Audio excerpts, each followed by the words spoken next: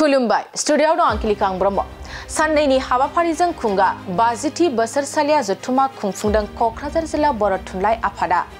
कक्राझार जिल्ला बावखुंग्रिनि सिङाव थानाय औवाबारि गेलेग्रा फोथाराव डिसेम्बर दाननि 14-15आव कक्राझार जिल्ला बर' थुनलाइ आफादनि खुंगा 50थि बोसोरसालिया जथुमा आरो औवाबारि गुदि बर' थुनलाइ आफादनि 24थि बोसोरसालिया जथुमा हाबाफारि खुंदों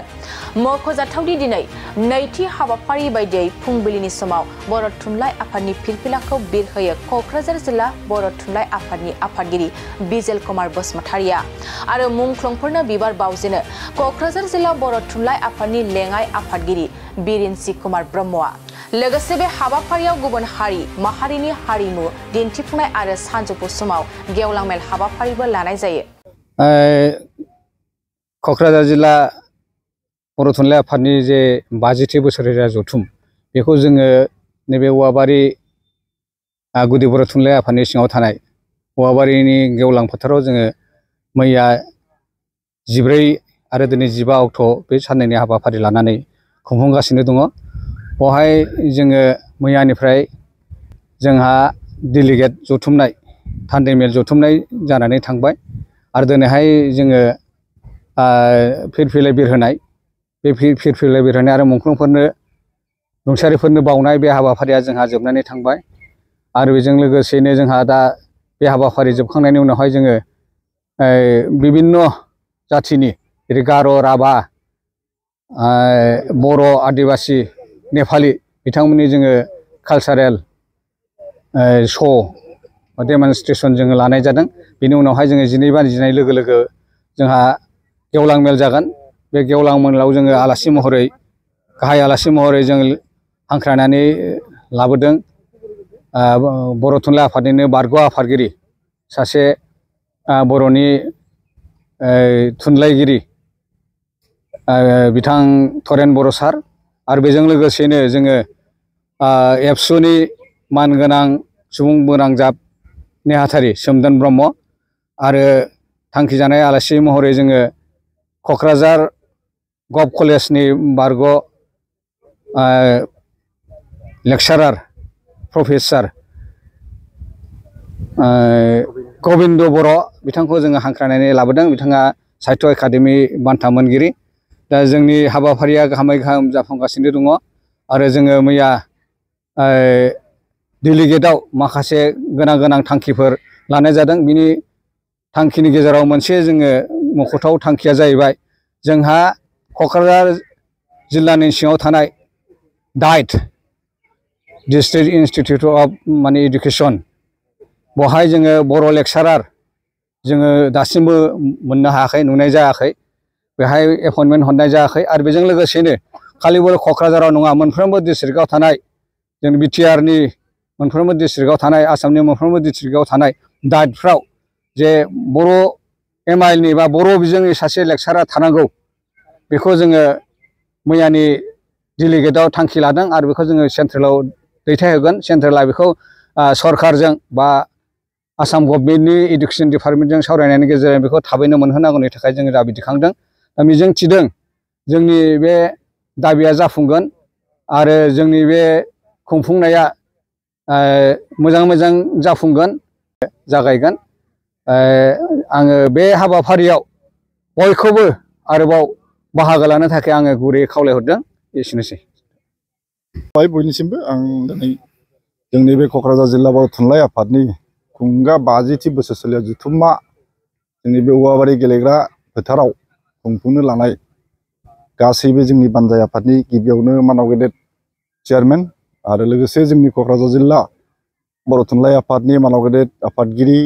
आरो मानाव गेदेर गाहाय नेहाथारि आरो गासै बिथांमोननि कलिग्स आरो आंनि बे ओनसोलनि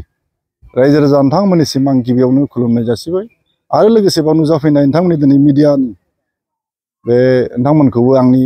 सिबिनाय आरो खुलुमनायखौ जासिबाय आरो नोंथांमोनखौ बरायबाय। दा आं गिबियावनो नोंथांमोननिसिम साबायखर बावदों। बेयाव नोंथांमोना दिनै फैनानै जोंनि ओनसोलाव जोंनाव जे बे मोनसे जोंनि कक्राझार जिल्ला बर' थुनलाइ आफादनि जे 50थि बोसोरसालिया जथुम्मा बे मोनसे गोथार जे हाबाफारि बे गोथार हाबाफारिखौ दिनै जोङो गाजा गोमजायै खुंफुंनो थाखाय लाहार फाहार खालामदों। बे जाहाथे जाफुङो आरो बे साननैनि हाबाफारि लानानै दिनै नैथि सान मैयानिफ्राय जागायनानै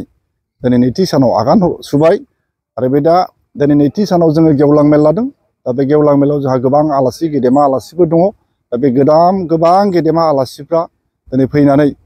जोंनि जाथिनि जोंनि हारिनि जोंनि थांना थानायनि जोंनि बर' राव हारिमु कालचार जोंनि जाथिखौ फोथांलांनायनि जोंनि रावखौ फोथांलांनायनि जोंनि दिनै बे बिमानि रावखौ जोङो बे बुहुमाव मिथिसार होनो थाखाय बा जोंनि बुहुमनि गासै खना खनला थानाय जोंनि बर' फिसाफोरनि गासैबो जौगानाय जोंनि हारिनि जौगानाय जोंनि बर' हारिखौ गेरेमसा दानाय बेफोर बायदिसिना जोंनि दिनै हाबाफारि एजेन्डाखौ लानानै दिनै गोबां जोंनि दाखालि मैया मोनानि थांनाय थान्दै मेलावबो गोबां सावरायनाय जादों आरो गोबां मोजां बाथ्रा सावरायनाय दान्थे बिदान्थेनि गेजेरजों गोबां थांखि आजावनो हादों आरो बेफोर थांखिफ्रा जाहाथे आङो इसोरनि खाथियाव आरज गाबदों जोंनि बे गोथार थांखिफ्रा मोगथाङाव महर मोनो जाफुङो आं बेखिनिखौ बयनिसिम गोसो गोथारै आङो जाफुंथों होननानै मिजिंथिदों। दा बेयाव आं बारा गोलाव बाथ्रा बुंनो सानाखै बेखौनो बुंदों जे जोंनि ओनसोलाव बेबायदि मोनसे जे गोथार हाबाफारिखौ जों दिनै गासै रायजो राजा आइ आफानि मदद लानानै जोङो नैबे दिनैसिम बे पर्यायसिम जों सफैनो हाबाय। बेखौ आं बयनिसिम गोसो गोथारै आंनि खुलुमनाय आरो आं साबायखरखौ बावदों। आरोबो लोगोसे बाव दिनै जोंनि बे दिनै क'क्राझार जिल्ला बर' थुनलाइ आफादनि जे 50थि बोसोरसालिया जथुम्माखौ खुंफुंनो थाखाय जोंनि बे गासै क'क्राझार जिल्लानि सरकारि मावख' फोरोंगिरि आरो माखासे जोंनि मानाव गेदेमा बिथांमोना जोंखौ जेनाखि थाइसे थाइनै जोंनो रां अनसुंथाइ हरनानै जोंनि बे जेनाखि हाबाफारिखौ जाफुंसारनायाव बिथांमोनहा जे मदद हेफाजाब हरदों आं बेखौ बानजाय आफादनि दिनै आं लिंथुमगिरि जानानै बिथांमोननिसिमबो आंनि गोसो गोथारै आं साबायखरखौ बावहरबाय। आरो इयुनाव आं मिजिंथिदों जोंनि बे जाखि सिमां जोंनि बर' हारिनि जे सिमां जों बर' हारि गेरेमसा हारि दानायनि जोंनि जे सिमां जोंनि बड'फा उपेन्द्रनाथ ब्रह्मनि जे मोनसे सिमांमोन बे सिमाङा अरायबो जाफुंगोन आरो मोगथाङाव महर मोनगोन। आं बेखौ आंनि दिनै बे बानजाय आफादनि लिंथुमगिरि जानानैबो आं बेखौ अरायबो हास्थायो आरो मिजिंथिदों बे अरायबो सानसे जोंनि साननाया निस्सय जाफुंगोन। दा बाव आङो जोबथारनायाव गासै जोंनि बे ओनसोलाव थानाय औवाबारि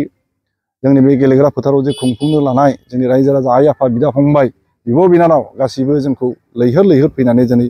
बे गेवलां मेलाव मदद होफैगोन आरो जोंनि बे दिनै साननैनि हाबाफारिया जाहाथे मैया जेरै मोजाङै मोजां जाफुंलांदोंमोन आरो दिनैबो जाहाथे बेबायदि जोंनि बे जे हाबाफारि लादों बे हाबाफारिफ्रा मोजाङै जाफुंलांगोन आं बेखिनिखौ मिजिंथिनानै दिनैसिम बेयाव जे जोंनि मिडिया नोंथांमोनखौबो आंनि खुलुमनायखौ आं जासिबाय आरो गासैबोनिसिम आंनि खुलुमनायखौ जासिनानै आं बेखिनियावनो आंनि बुंनायखौ फोजोबबाय। खुलुमबाय। Thank you.